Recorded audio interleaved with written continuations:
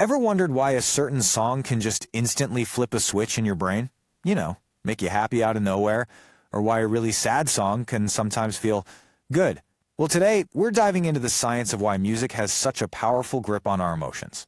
Seriously, think about it. You're just driving, maybe stuck in traffic, minding your own business, and then a song from your teenage years comes on the radio. And suddenly, boom, you're not in your car anymore. You're right back in that moment, feeling everything you felt back then. So how on earth can simple sound waves do that to us? Well, it turns out that listening to music is anything but a passive activity for your brain. It's actually a full-blown symphony of neural activity, lighting up multiple parts of your brain all at the same time. So let's start with the most obvious effect: pure, simple pleasure. Why does turning up your favorite track feel so incredibly good? The answer lies in a really powerful chemical that your brain pumps out whenever it feels rewarded, and I bet you've heard of it. Yup, it's dopamine, the brain's own feel-good chemical. It's the same stuff you get from eating a delicious piece of chocolate cake or hitting a goal you've been working on for ages. And what's wild is that music is one of the most reliable ways to get that dopamine flowing. And here's where it gets super interesting. The biggest dopamine rush doesn't actually happen at the peak of the song. It happens a split second before. Your brain recognizes the pattern. It knows that beat is about to drop, and it gives you a little hit of dopamine just for correctly predicting what's coming next. That feeling of tension and then, release, that's literally your brain patting itself on the back. How cool is that? Okay, so music is more than just pleasure. It's also our own private time machine, capable of sending us back to moments we thought we'd totally forgotten. You know exactly what I'm talking about, right? A song comes on and bam, you're 16 again. You can almost smell the gym at the school dance. How does music manage to get so tangled up in our personal history? The secret here is that music forges this incredibly strong link between memory and emotion. When you hear that song from your past, it activates your hippocampus, that's your brain's memory filing cabinet, at the exact same time it activates your emotional centers.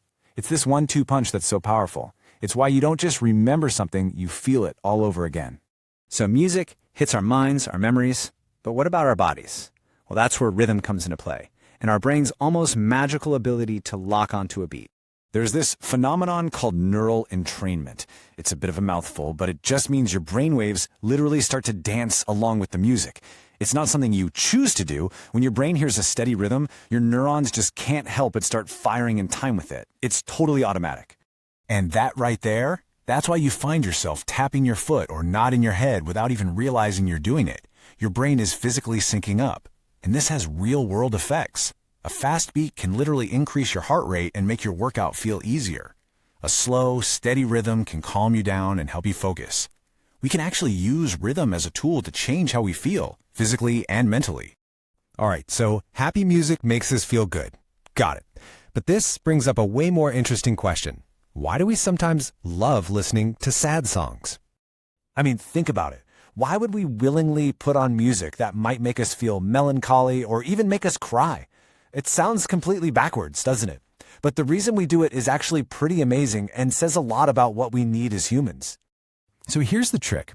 The sadness in the song isn't your sadness. It's not attached to some real-life problem you have to deal with right now. This distance creates a safe space for your brain.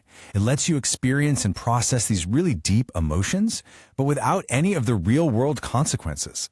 It's like an emotional workout, a release that can feel incredibly comforting and validating.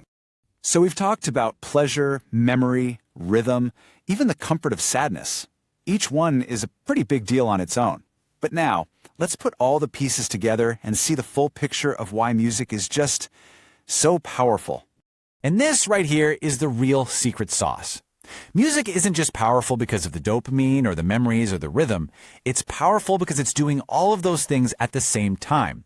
It creates this unique, all-encompassing experience that almost nothing else can. Just think about it for a second. What else in your life engages your emotions, your memories, your reward system, your ability to predict the future, and your sense of rhythm all in one go? Not much. Music lights up your brain like a Christmas tree. It truly is a full-on neural symphony. So the next time a song completely changes your mood, you'll know exactly what's happening. It's not just noise. It's your brain in a deep, complex dance of prediction, memory, rhythm, and emotion. And that is why a simple 3-minute tune can have the power to completely redefine your entire day. So I'll leave you with this. What song does that for you?